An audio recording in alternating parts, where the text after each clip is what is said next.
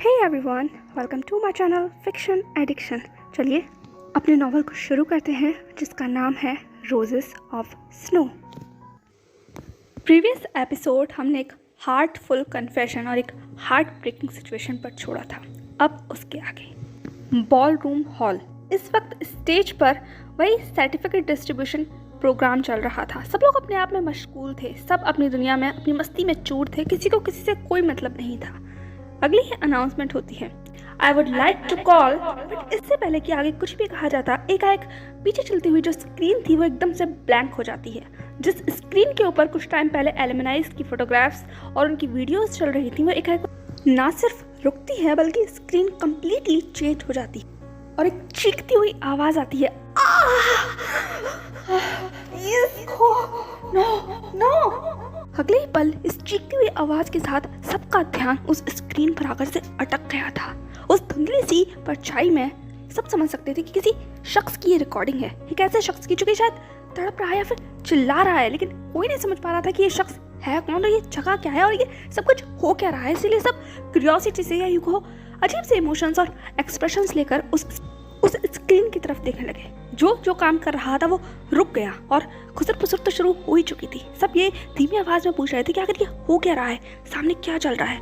Jiang जो हाउशवान के साथ खड़ा हुआ था वो भी उस स्क्रीन की तरफ बहुत गौर से देखने लग जाता है। इस बीच में ज़ी और सूचैंग भी इसके पास आ गए थे। ज़ी ने कहा, क्या हो रहा है ये सब कुछ, ये क्या चीज़ है? जियांग ने कहा, पता नहीं पर अजीब सा लग रहा है, देखकर ऐसा लग रहा है किसी अंधेरी से जगह के। सूचैंग ने कहा, क्या ये अपनी ही बिल्डिंग है? ज़ी ने कहा, क्या बकवास कर रहे हो, अपनी बिल्डिंग? लगता है कोई प्रैंक कर रहा है, शायद ऐसा ही कुछ है ना? जी का दिल जैसे बहुत तेजी के साथ धड़क रहा था। वो कांप रही थी। ये चीज सूचैंग पहचान गया था। उसने जी का हाथ पकड़ा और कहा, जी सब ठीक तो है? लेकिन जी की निगाहें उसी स्क्रीन पर गड़ी हुई थी और वो आवाज और ज्यादा दर्दनाक होती चली गई। पर अभी तक उस शख्स का चेहरा शायद साफ नहीं हुआ था, या यूं कहो वहां पर अंधेरा ज्यादा था, इसलिए लोग समझ नहीं पा रहे थे। सब बस यही सोच रहे थे कि शायद कोई प्रैंक कर रहा है या कोई ऐसी हॉरर वीडियो चल रही है इस बॉल पार्टी को और ज्यादा इंटरेस्टिंग बनाने के लिए, इसीलिए सब बस ऐसे ही देख रहे थे जब तक कि उस चीखती हुई आवाज ने चिल्लाकर नहीं कहा, हेल्प मी प्लीज डोंट। जैसे ही आवाज सुनी गई एकदम से जैसे जियांग और ज़ी की जैसे कायनात वहीं रुक गई। ज़ी ने कहा, जियांग ने कहा, ज़ी क्या? पर इससे पहले कि कोई कुछ भी समझ पाता, स्क्रीन पर अब चेहरा साफ हो गया था। वो चेहरा जो पूरी तरीके से दर्द में लबरेज था, पूरी तरीके से भीगा हुआ, कपड़े पूरी तरीके से अस्त व्यस्त, खुद को ही बहुत बुरी तरीके से खरोचता हुआ, एक कोने में सिमटा हुआ वो इंसान जिसके ऊपर ना जाने कितनी सारी बारिश की बूंदें बिल्कुल पानी की तरह बरस रही थी, लेकिन वो डरा हुआ था, कांप रहा था और चिल्ला रहा था और लगातार खुद को खरोच रहा था। जिस तरीके से खरोच रहा था उसने सबकी आंखों में जैसे आंसू ला दिए और वो एकदम से सब कांप गए, क्योंकि सब इस शख्स को पहचानते हैं।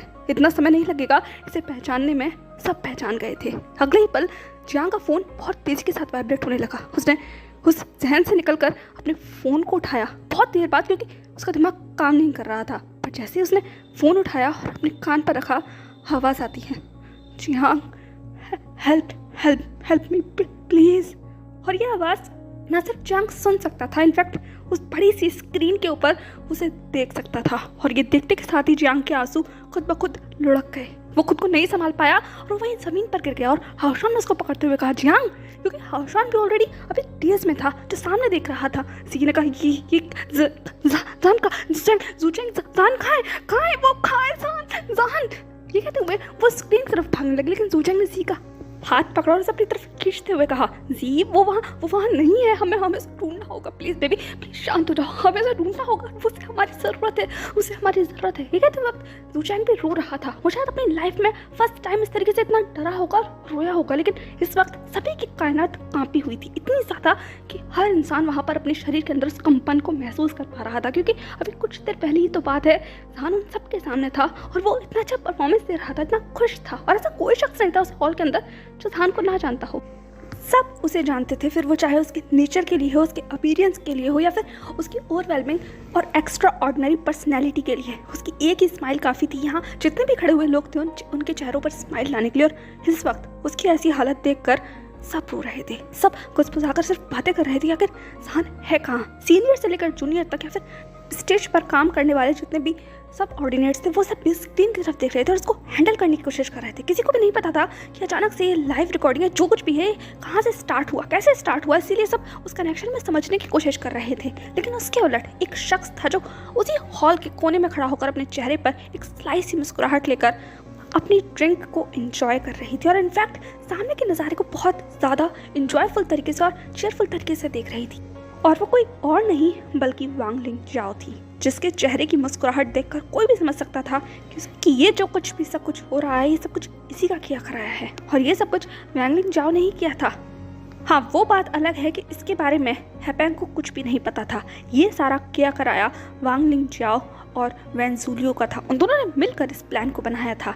हैपेंग तो सिर्फ जहान को टॉर्चर करना चाहता था, लेकिन वांग लिंग जाओ इन सब के सामने जहान को इंसल्ट करना चाहती थी, उसे बदला लेना चाहती थी, ना जाने गॉड नोस किस चीज़ का। लेकिन वो इस मकसद में शायद बहुत हद तक काबिल भी हो गई थी, कामयाब भी हो गई थी, क्योंकि इस वक्त जिस तरीके से लोग जहान की तरफ देख रहे थे, उसके बारे में बातें कर रहे थे, उसे ये सब कुछ सुनकर बहुत मज़ा आ रहा था। वो तिरस्कार भरी नजरें जिस वक्त सबकी आंखों में नजर आ रही थी, यही तो उसका शायद मोटिव था।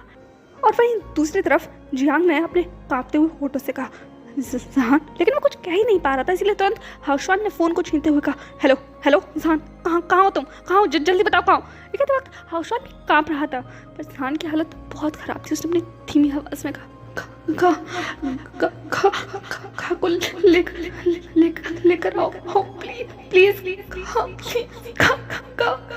और जहान की ऐसी आवाज और उसकी ऐसी स्क्रीन पर शक्लें देखकर हाउशवान की आंखों में भी आंसू आ गए। उसने बहुत धीमी और बहुत पोलाइट हम्बल वॉइस में कहा बेबी, मैं तुम्हारे गा को लेकर आऊँगा, पर बताओ तुम कहाँ हो, गा को बताओ तुम कहाँ हो, हम अभी आ रहे हैं, प्लीज बताओ कहाँ हो तुम। ये कहते वक्त वो जहान से बिल्कुल ऐसे बात कर रहा था जैसे किसी छोटे से बच्चे से बात कर रहा, क्योंकि शायद इस पूरे ग्रुप में एक हाउशवान ही था जो सबसे बड़ा था और उसे दिमाग से काम लेना था। बाकी सबकी हालत तो बहुत ख़राब हो चुकी थी, फिर चाहे वो जूचैंग हो, जी हो, वैनलिंग हो, न्यूजैंग हो, जियांग हो, जो सब लोग एक ग्रुप में इकट्ठे हो गए थे और सिर्फ रो रहे थे, उस तरफ भाग रहे थे, लेकिन कुछ कर नहीं पा रहे थे क्योंकि एग्जैक्ट लोकेशन नहीं पता थी।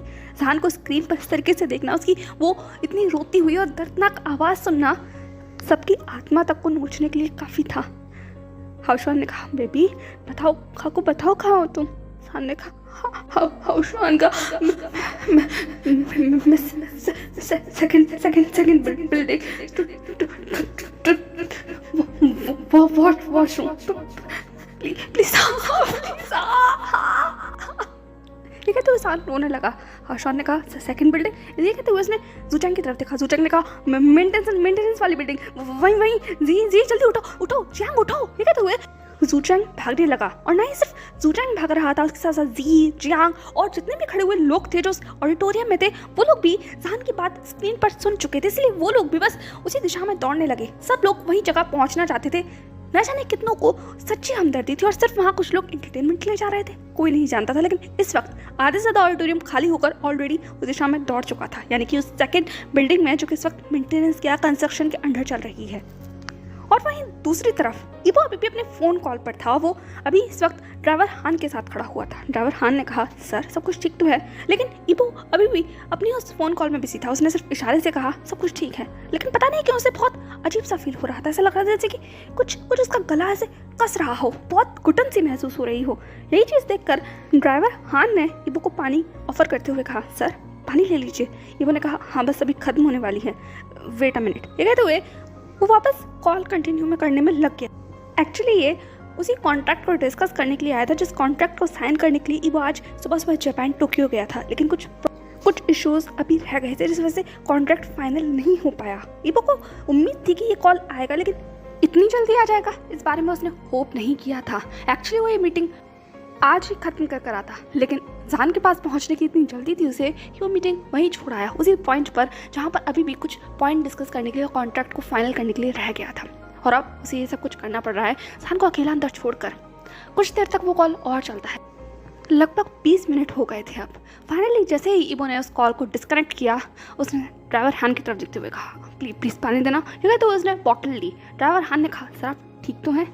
एग्जैक्ट तो इबो को भी नहीं पता था कि उसे हो क्या रहा है, बस उसे अचानक से बहुत घबराहट सी महसूस हो रही थी, इसीलिए उसने अपने कोट की उस टाई को ढीला किया और सिर्फ पानी को पीने लगा।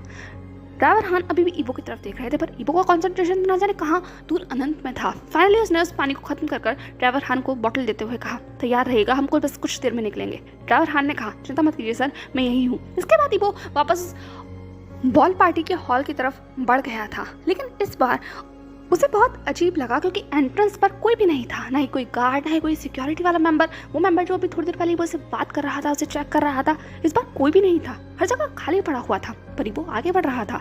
आगे बढ़ते बढ़ते भी हर जगह सिर्फ सन्नाटा ही था। ऐसा लग रहा था जैसे कि सारा पार्टी शांत हो गई हो, शोर खत्म हो गया हो, क्योंकि अब बॉल पार्टी से भी कोई आवाज नहीं आ रही थी। इस चीज ने कहीं ना कहीं ईबो की धड़कन और ज्यादा बढ़ाती थी। वो अजीब सी घुटन महसूस करने लगा, इसीलिए उसके कदमों की रफ्तार भी और तेज हो गई। और जैसे ही फाइनली वो हॉल के कॉरिडोर में था, लगभग 2 से 4 कदम की दूरी पर था, उसे आवाज आती है किसी के रोने की, चीखने की, चिल्लाने की।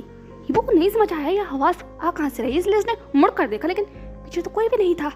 फिर वो आगे बढ़ा तो उसे लगा शायद ये हॉल से आवाज आ रही है। ये खैर आते के साथ ही ईबो ने तुरंत झटके से उस हॉल का दरवाजा खोला, और जैसे ही उसने दरवाजा खोला, सबसे पहली चीज जो उसे दिखी थी वो थी पूरा हॉल खाली था, लगभग खाली था। एक आधी जना था, वो भी शायद वर्कर्स थे जो वहीं खड़े होकर उस दृश्य को देख रहे थे जो स्क्रीन पर चल रहा था।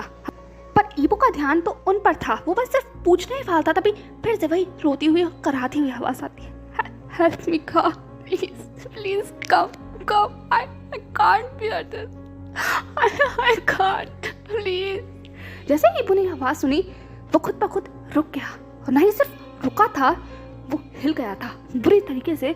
उसने तुरंत मुड़कर उस बड़ी सी स्क्रीन पर देखा। वो स्क्रीन जो धुंधली थी, काली थी, लेकिन वो परछाई, वो आवाज, वो ईबो कभी भी कहीं भी बुरी से बुरी हालत में भी पहचान सकता है, और वो अभी भी पहचान गया था।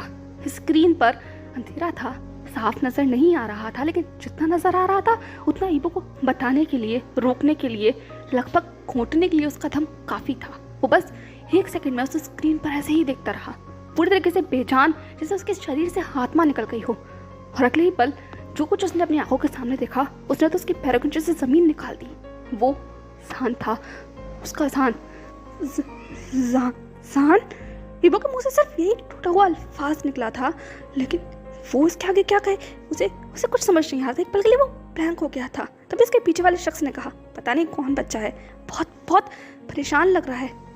हाँ, आजकल के बच्चे भी ना पता नहीं क्या क्या करते रहते हैं, बस बहाना चाहिए एंटरटेन करने का और अटेंशन लेने का। शायद दूसरी वाली मेंटेनेंस बिल्डिंग में है, ये सुनने में आ रहा है। ये कहते हुए एक वर्कर ईबो के पास आ गया था, जो वही चेयर्स को एक तरफ लगाने की कोशिश कर रहा था, जो कि हबड़ तबड़ में सभी बच्चों ने इधर उधर गिरा दी थी। उस हॉल को लगभग साफ ही कर रहा था और अपनी बकवास की बातें कर रहा था, क्योंकि उसे इस चीज़ से कोई मतलब नहीं था। उसके लिए तो सब कुछ फिजूल की बातें थी, लेकिन ईबो के लिए तो उसकी दुनिया थी। इसीलिए उसने उस वर्कर को कॉलर पकड़ा और उसे अपनी तरफ खींचते हुए कहा, उसने कहा, क्या कहा तुमने? ये कहते वक्त ईबो की आवाज़ इतनी ज़्यादा ठंडी थी कि एकदम से वो वर्कर भी अपने अंदर पूरी तरीके से जैसे डर की एक लहर दौड़ती हुई अपने अंदर महसूस कर पा रहा हो, और ऊपर से ईबो की आंखें और उसका जबड़ा पिछा हुआ।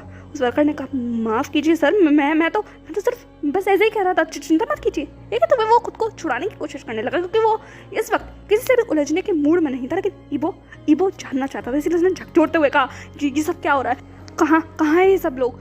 ये कहते वक्त ईबो की आवाज़ कांप रही थी, थरथरा रही थी। उसे खुद भी नहीं पता उसके शरीर में इस वक्त जान थी या नहीं, या शायद उसका सारा सेंस कहीं गायब हो चुका था। उस वर्कर ने तुरंत जब जोड़ते हुए कहा, सर वो मेंटेनेंस बिल्डिंग में है। बस इतना ही कहना था कि बोले से तुरंत वही धक्का दिया और वो फुल रफ्तार में उस ऑडिटोरियम का दरवाजा खोलकर वो जितना तेज हो सके उतना तेज भागने लगा। जान हलक को आ जाना क्या होता है, इस वक्त शायद ईबो महसूस कर रहा था। उसका पूरा शरीर ठंडा था और डर की ऐसी लहर दौड़ रही थी जिसका शायद कोई अंदाजा, कोई पैमाना भी नहीं लगा सकता। वहीं दूसरी तरफ इस वक्त सब लोग एक ग्रुप में उस जगह पर आकर इकट्ठा हो चुके थे, और हाउशॉन और जियांग लगातार उस दरवाजे को खोलने की कोशिश कर रहे थे, लेकिन वो दरवाज़ा स्टील का था और ऊपर से वहाँ पर लॉक लगा हुआ था। वो भी कोई ऐसा वैसा लॉक नहीं, बहुत टाइट और स्ट्रॉन्ग लॉक। हाउशॉन ने धक्का देते हुए कहा, ये खुल क्यों नहीं रहा है, डैम इट बास्टर्ड, खुल। ये कहते हुए उसने और तेजी के साथ धक्का दिया, और अगले ही पल एक झटके के साथ वो दरवाज़ा खुल गया, और एक झटके में हाशवान और जूचैंग वहीं जमीन पर जाकर गिरे, क्योंकि फोर्स बहुत तेज था और वो लोग काफी देर से धक्का मार रहे थे। और जैसे ही ये धक्के की आवाज सुनिए, अंदर बैठा हुआ जो शख्स था वो लगभग कांप गया, क्योंकि उसकी हालत बहुत खराब थी। उसने अपने आप को वहीं सुकेड़ कर एक कोने में बिठा रखा था, पानी अभी भी उसके ऊपर जा रहा था, लेकिन वो सांस नहीं ले पा रहा था। उसके पूरे शरीर में इतनी ज्यादा गर्मी बढ़ चुकी थी कि उसने अपने कपड़ों को लगभग पूरी तरीके से फाड़ दिया था। उसकी शर्ट पूरी तरीके से फटी हुई थी और पैंट उसके भी आधे से ज्यादा बुरी हालत थी। ऊपर तक चढ़ाई हुई थी और हर तरफ सिर्फ निशान थे, खरोचक निशान। उसको उस तरीके से देखकर सबसे पहले जिसने रिएक्ट किया था वो सूचक था। सूचक ने अपने आपको कांपते हुए खड़ा किया। उसने कहा जहान, ठीक है, तो वो आगे बढ़ने लगा, लेकिन इससे पहले कि वो आगे बढ़ पाता जहान ने कहा मेरे पास मत आना, कोई भी नहीं, no don't please don't come too near, no please, ठीक है। तो जहान और ज़्यादा कोने में सुकड़ गया। वो थोड़ा सा वायलेंट लग रहा था, घबराया हुआ था, नर्वस था, फिर डरा हुआ था, कोई नहीं जानता था, लेकिन उस वक्त वो वायलेंट था। वो शायद इस वक्त सामने वाले या खुद को दोनों में से किसी को भी तकलीफ पहुंचा सकता था। और अब भागते हुए जी और जियांग भी आ गए थे और उनके साथ साथ और भी सारे लोग आ गए थे जो सिर्फ जहान की ऐसी हालत को देख रहे थे, वीडियो रिकॉर्डिंग बना रहे थे और भी न जाने क्या क्या कर रहे थे, बातें कर रहे थे। शोर बहुत बढ़ गया था, लेकिन जहान अब वायलेंट हो गया था। वो सबको ऐसे ही देख रहा था जैसे किसी को पहचान ही ना रहा हो। जी ने कहा जहान डार्लिंग क्या हुआ तुम, रुको, ठीक है। तो जी आगे बढ़ने लगी, जियांग आगे बढ़ने लगा, लेकिन जहान और ज़्यादा वायलेंट हो गया। उसने कहा डोंट, मेरे पास मत आना, वरना मैं भैया, तो खुद को इमोशनल लगा। तभी हाउसवान ने कहा उसके पास मत जा, वो शायद भी किसी को पहचान नहीं रहा है, वो ट्रॉमेटाइज है, उसे मत छुओ। जी ने कहा, लेकिन वो हाउसवान ने कहा वो कहाँ है बास्टर्ड कहाँ है वो, क्योंकि हाउसवान चाहे कितना भी बड़ा हो, लेकिन उससे भी जहान की ऐसी हालत देखी नहीं जा रही थी। वो भी डर से कांप रहा था, उसकी आंखों से भी आंसू बह रहे थे और आवाज़ उसकी भी बैठ गई थी। वो बस सिर्फ जहान को शांत कराने की कोशिश कर रहा था, कभी जियांग को, कभी जी को रोकने की कोशिश कर रहा था, लेकिन ये सब कुछ हद से बाहर हो रहा था। ऊपर से बच्चों का शोर जो लगातार बढ़ता जा रहा था। एज सच बहुत सारे टीचर्स तो इस बॉल पार्टी में शामिल नहीं हुए थे, लेकिन जितने भी शामिल हुए थे वो भी सिर्फ इस मैटर को सुलझाने की कोशिश कर रहे थे। कुछ इस भीड़ को शांत कराने की कोशिश कर रहे थे, कुछ जहान के पास पहुंचने की कोशिश कर रहे थे, लेकिन सब कुछ ऐसे आउट ऑफ कंट्रोल हो रहा था, क्योंकि ना तो जहान अपने पास किसी को आने दे रहा था और वहीं ना वो बच्चे एक दूसरे को शांत करने की कोशिश कर रहे थे। इनफैक्ट वो और ज़्यादा वायलेंटली सब वीडियो बनाने में व्यस्त थे, बातें करने में व्यस्त थे। उन्हें देखकर ऐसा लग रहा था जैसे कि हद से ज़्यादा कुछ इनसे कोई पास से कोई मतलब ही ना हो, सबको सिर्फ अपना एंटरटेनमेंट चाहिए इस इतनी बुरी हालत में भी। और वहीं जहान, उसके पास उसका फ़ोन पड़ा हुआ था जिस पर न जाने कौन से फोटोग्राफ्स खुले हुए थे। वो डरा हुआ था, वो किसी को नहीं पहचान रहा था। इस वक्त उसे सिर्फ एक शख्स चाहिए था जिसका नाम वो चिल्ला रहा था। उसने कहा प्लीज आ जाइए प्लीज़।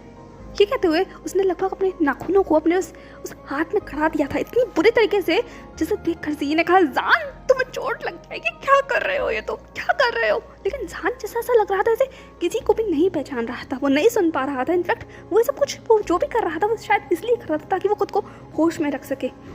तभी वहाँ पर खड़े हुए कुछ बच्चों ने कहा यहाँ किसी तरह की गंध आ रही है, कुछ स्मेल है यहाँ, बहुत स्ट्रॉन्ग स्मेल है। ये बात हाउसवान ने भी महसूस की, उसके बाद जूचैंग ने भी महसूस की। जब तक उसने ध्यान नहीं दिया तब तक किसी ने पिन पॉइंट नहीं किया, क्योंकि वो लोग सिर्फ जहान की हालत को देखकर अभी सदमे में थे। लेकिन अब जब कहा है तो अब ये स्मेल सबको महसूस होने लगी, बहुत तेज़ी के साथ महसूस होने लगी और सब लोग अजीब सा महसूस कर रहे थे।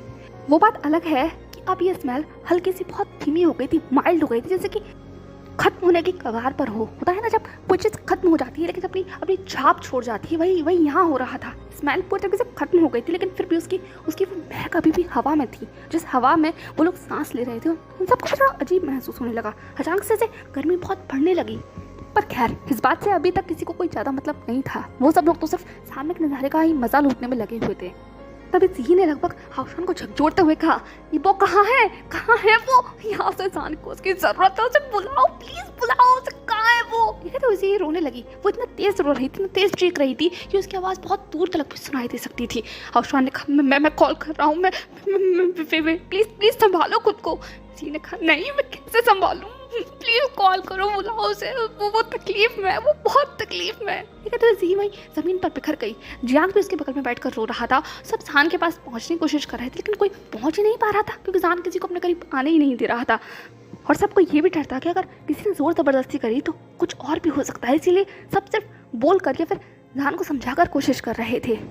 तभी अचानक से एक धक्के के साथ सभी को हटाते हुए एक शख्स वहाँ पर लगभग भागता दौड़ता आ रहा था। उसने सबको एक दूसरे से साइड किया, लेकिन हर कोई साइड होने की तैयारी नहीं था। लेकिन इबो ने सबको धक्का दिया, एकदम से अपनी जगह पर आता हुआ उसने कहा हटो यहाँ से, मेरे सामने से हटो। तो वो इतनी तेज चीखा था कि एकदम से उसकी आवाज़ सुनकर सब डर गए थे। लेकिन हाउसवान ने तुरंत चीखते हुए कहा उसे आने दो, उसे अंदर आने दो। ये कहते हुए उसने भी बच्चों को साइड किया और आधे से ज़्यादा बच्चों को लगभग उस जगह से बाहर धकेल दिया गया था टीचर्स के थ्रू। पर तब तक ऑलरेडी इबो अंदर आ गया था। वो काँप रहा था सर से लेकर पाँव तक, ठंडा पसीना पूरे जिस्म में था, उसके हड्डियों में डर दौड़ रहा था। उसने कहा जान, पर इससे पहले कि वो कुछ भी कहता सुबकती आवाज़ आती है। उस आवाज़ में सिर्फ एक ही आवाज़ थी, गा गा बहुत धीमी, बिल्कुल ऐसे जैसे कि अपनी आवाज़ जैसे खो ही चुकी हो, लेकिन फिर भी वो आवाज़ उस जगह पर गूंज रही थी। और ईबो अपनी ही जगह पर जैसे पूरी तरीके से पत्थर हो गया, क्योंकि जो उसने सामने देखा उस बात पर वो खुद भी यकीन नहीं कर पा रहा था।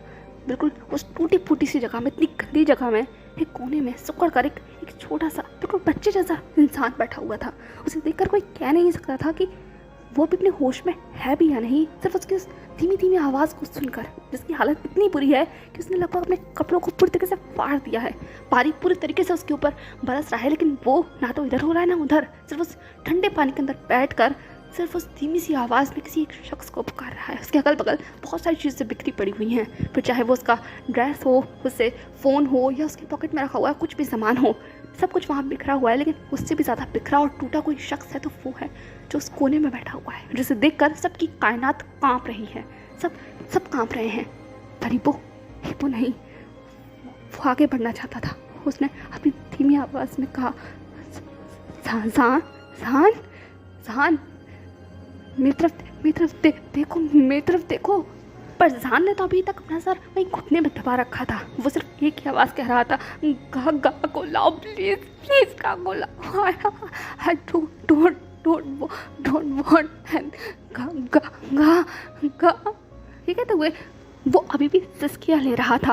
वो वहीं ज़मीन पर बैठ गया, फर्श में, बिना इस बात की परवाह किए कि कोई कितना गंदा है, या फिर वहाँ पत्थर है या फिर ईंट है, उसके हाथ में कुछ चुभेगा नहीं, उसे कुछ परवाह नहीं थी। वो पूरे फोर्स के साथ वहीं ज़मीन पर अपने हाथों को रखकर बैठ गया और बहुत धीमी आवाज़ में कहने लगा, ज़ान मैं हूँ, मुझे देखो, इधर देखो मुझे देखो। वो लगातार ज़ान को आवाज़ लगाने लगा, लेकिन ज़ान जिस अपना सर उठाने के लिए तैयार ही नहीं था। फिर ईबो ने बहुत धीमी आवाज़ में कहा, माई लिटिल बनी, कम ऑन बेबी, देखो कहाँ आए हैं। जैसे ही ईबो ने कहा, अब जाकर ज़ान का जैसे सेंस वापस लौटा हो। माई लिटिल बनी, उसे सिर्फ ईबो कहता था। ईबो जो बचपन में जब वो खेलते थे एक दूसरे का हाथ पकड़कर, ज़ान हमेशा ये सुनना चाहता था ईबो से। बहुत पुरानी वक्त की बात है, लेकिन आज ये आवाज़, ये नाम सुनकर ज़ान के उस नम्ब से दिमाग के अंदर जैसे ये आवाज़ गूंज गई हो, ये नाम गूंज गया हो। ईबो ने वापस कहा, माई बनी, वाइट बनी, कम ऑन, कहाँ की तरफ देखो, लुक एट मी, मैं यहाँ हूँ। ज़ान कम ऑन बनी, इधर देखो। ठीक है, तो ये वो बहुत धीमे बातें कर रहा था, इतना धीमे कि मुश्किल से इसकी आवाज़ कोई सुन पा रहा था, लेकिन शायद ज़ान सुन सकता था, क्योंकि ये वो उसकी थोड़ा करीब था। ज़ान ने अपनी नज़रों को उठाया।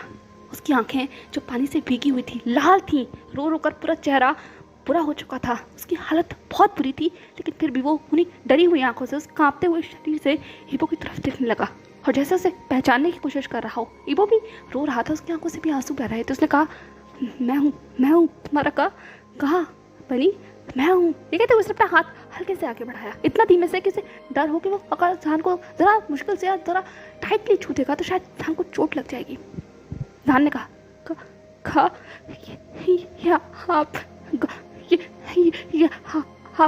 हापी है ना। ये कहते हुए ज़ान पूछ रहा था, क्योंकि उसे किसी चीज़ के ऊपर यकीन नहीं आ रहा था, ना इन आवाज़ों के ऊपर, ना लोगों के इन धुंधले चेहरों के ऊपर जिन्हें वो पहचान नहीं पा रहा, ना अपनी असलियत पर, ना ही यहाँ की हकीकत पर। वो सिर्फ ईबो को देख रहा था, एक टक उन धुंधली आंखों से। ईबो ने वापस कहा, मैं हूँ ज़ान, कहाँ है। ये कहते हुए अब जाकर के इंसान को ईबो की आवाज़ जैसे पहचान में आई थी। उसने अपनी टूटी हुई आवाज़ में कहा, यहाँ पे ना। ईबो ने भी कहा, हाँ ये मैं हूँ ज़ान, मुझे अपने पास आने दो प्लीज़। ये कहते ईबो रिक्वेस्ट करने लगा। ज़ान ने कहा, प्लीज़ मुझे यहाँ से ले जाओ, मुझे डर लग रहा है, मुझे अजीब फील हो रहा है, मुझे सांस नहीं ली जा रही, प्लीज़। ठीक है, तो उसने अपनी एम्बुलेंस को फैला दिया था, अपनी बाहों को फैलाकर, जैसे ईबो से वो बैक कर रहा हो कि प्लीज़ उसे यहाँ से ले जाओ। और जैसे ही ज़ान ने अपनी बाहों को खोला, ईबो ने सिर्फ कुछ भी नहीं सोचा, वो वहाँ आगे बढ़ा और उस कोने में जहाँ पर ज़ान था, उसने ज़ान को अपनी बाहों में भर लिया। इतना तेज़ उसने ज़ान को होल्ड किया जैसे कि उसे डर है कि अगर एक सेकंड और उसने लगाया तो ज़ान इधर से उधर कहीं गायब हो जाएगा। ईबो का पूरा शरीर जैसे काँप रहा था, ठंडा था, लेकिन फिर भी वो ज़ान को गर्मी देना चाहता था, और उसने अपनी पूरी बाहों में ज़ान को जैसे भर लिया हो। अब अपनी उस पूरी बॉडी से जान की सारी हालत को जैसे ढक दिया हो, कवर कर दिया हो। वो नहीं देखना चाहता था, नहीं दिखाना चाहता था ये हालत, ये टूटी हुई हालत। और उसे नहीं चाहिए थी। निगाहें उसके ऊपर गड़ी हुई हैं। वो महसूस कर पा रहा है कि लोग किस तरीके से देख रहे हैं, लेकिन इस वक्त ईबो किसी को फिक्र नहीं है, किसी चीज़ की भी ईबो को फिक्र नहीं है। उसे सिर्फ एक चीज़ की फिक्र है, और वो है इस टूटे हुए शख्स की जो उसकी बाहों में है, जो रो रहा है, तड़प रहा है, ईबो को खींच रहा है, खनोच रहा है। लेकिन ईबो इसे सिर्फ शांत करना चाहता है, इसीलिए वो बहुत धीमी आवाज़ में कहने लगा, जान प्लीज़ बेबी शांत हो जाओ। लेकिन जान सिर्फ सुबक रहा था। वो बहुत लंबी लंबी सांसें ले रहा था, और अब सांसों में जैसे सांसें उखड़ रही हों उसकी। उसने कहा मैं नहीं। ये कहते वो ईबो के चेस्ट से चिपट गया, रोने लगा। और उसकी ऐसी हालत देखकर बाहर खड़े हुए जितने भी लोग थे वो सब भी रो रहे थे। सब लोग बिखर गए थे ज़मीन पर। फिर वो चाहे हाउशान हो, जियांग हो, जूचैंग हो, वैनिंग हो, न्यूज़ैंग हो, या फिर जीही हो, कोई भी हो, सबकी आंखों में आंसू थे। इस पूरे दृश्य को देखकर हर इंसान सिर्फ यही सोच रहा था कि क्या से क्या हो गया। वो लोग अभी कितना खुश थे, अभी कुछ देर पहले सब लोग चीयर कर रहे थे, डांस कर रहे थे, गा रहे थे, और अब ये उनके स्कूल का आखिरी दिन है। अगर ये है तो वो कभी यहाँ नहीं आना चाहते, कभी भी नहीं। लेकिन अभी ये रियलिटी है जिन्हें फेस करना है। तभी भागते हुए वहाँ पर कुछ और लोग आते हैं। वो इस वक्त स्कूल की डॉक्टर थी। अब सभी सीनियर टीचर्स भी वहाँ पर आ चुके थे क्योंकि खबर फैल चुकी थी।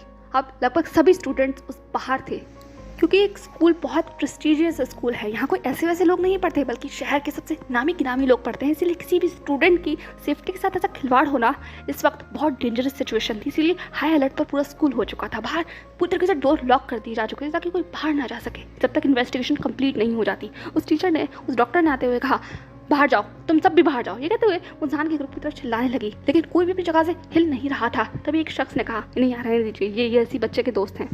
वो ही स्टाफ मेंबर थे और जो जान के और उसके पूरे ग्रुप को जानते थे। उस टीचर ने कहा, लेकिन यहाँ भी किसी का नहीं होना चाहिए, और उस बच्चे को हुआ क्या है। ये कहते हुए वो आगे बढ़ने लगी, लेकिन सिचुएशन इतनी आसान नहीं थी। एक तो वो बाथरूम ऑलरेडी बहुत छोटा था और उसमें 2 लोग ऑलरेडी बैठे हुए थे। ईबो ने जान को कवर कर रखा था और जान को साथ साथ वो भी काँप रहा था। उस डॉक्टर ने कहा, मिस्टर हमें चेक करने दीजिए, उसे हुआ क्या है। लेकिन ईबो ने कोई जवाब नहीं दिया, जैसे कि वो पत्थर हो गया हो।